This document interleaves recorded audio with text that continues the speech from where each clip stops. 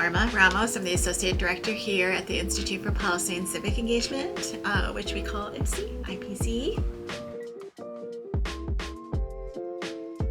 I think for me, it's more than voting or political participation, as those are really important. I also think that civic engagement is a space where there are different entry points and on-ramps. You can be at the front of the lines for social movements, write letters to your elected officials, engage in political process locally, regionally, and nationally. But I also think it's like more than that. I love to think about civic engagement as a way to participate in our life, in our communities, within our spaces. It's an opportunity to learn, understand, and exchange ideas and build trust, relationships, empathy, and humanity. For me, really reflecting on it, I really like to think of it as a way to build bridges and collective meaning.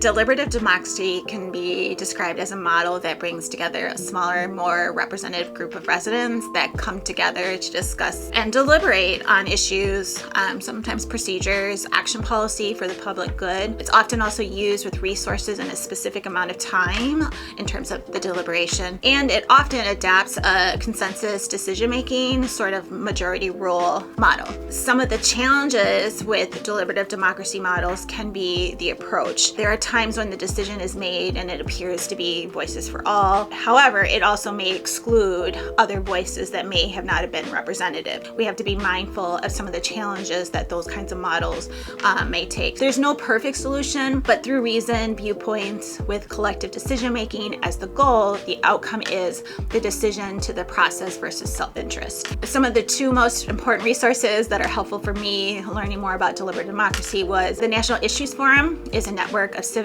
educational, and other organizations and individuals who have common interests to promote public deliberation. It also includes civic clubs, religious organizations, libraries, schools, and many other groups that meet and discuss critical public issues. And you can find them at NIFI.com, so NIFI.com. The other is the National Coalition for Dialogue and Deliberation, which is a network of innovators who bring people together across divides to discuss and decide and take action together effectively on today's toughest issues. It's a wonderful network of practitioners who are in the field thinking about engagement and different engagement models. NCDD sort of serves as this gathering place on the internet as a resource center for facilitation for this kind of community of practice, and they can be found at ncdd.org.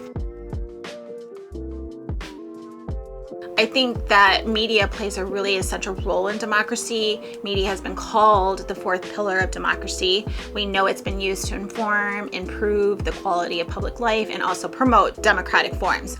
I think the power of dialogue and deliberation and the media working together is really important. With great power comes great responsibility. Democracy requires truth. I think right now we're in this special moment where information has real life consequences, and it can be literally almost a lifesaver when it's true, and then also can be very harmful when it's not true. For me, I have sort of this passionate place with the media because I have a journalism degree and I worked in the print industry for quite some time, and one of the things that we are taught in school is facts. It's who, what, where, when, and why. We're supposed to be the truth tellers. Media can provide that high quality journalism to build public trust and correct fake news if it's there, and disinformation without legitimizing them, right? So there's a responsibility. There are a couple of ways that we can think of civic engagement and deliberative democracy in the media. I think technology companies should also invest in tools that identify fake news and improve online accountability. I think educational institutions also can play a role in this in helping to inform people about news literacy. And then I also want to think about, for us, how can we encourage people to follow diverse news stories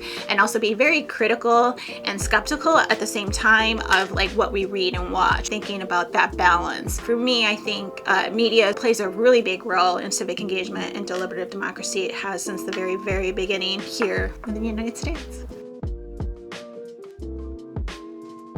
I've been here for 15 years, and I think one of the biggest lessons for me was also learning more specifically about civic engagement, but also how civic engagement has evolved, and thinking about the importance of it as a way to lift up voices and lift up community voices and lift up those voices that are really important in whether it's the public policy making process or just even within our own communities, right? Being proactive and sharing our thoughts, our lived experiences, because all of that matters. And, we can help make connections and facilitate ways for us to gather and talk. But really, one of the most important lessons that I learned here at IPCE is how important the community is and how important lived experiences are, and creating space for agency and creating space for us to be brave in those spaces to share that. It's so important to the policymaking process. It's so important to even just thinking about it from a space of action, because if I'm not part of that,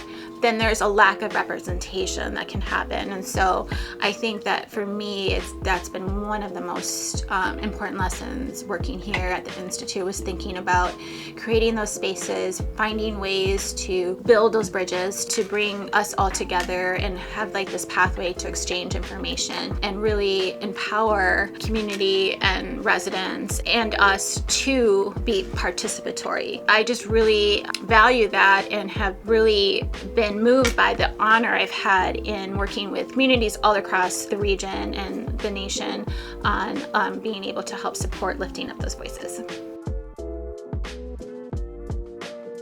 I like my coffee with cream, no sugar, just cream. I also like French vanilla cream if I can, and if that's not available, I really like adding almond milk or oat milk to my coffee. Yeah, and I love medium roast.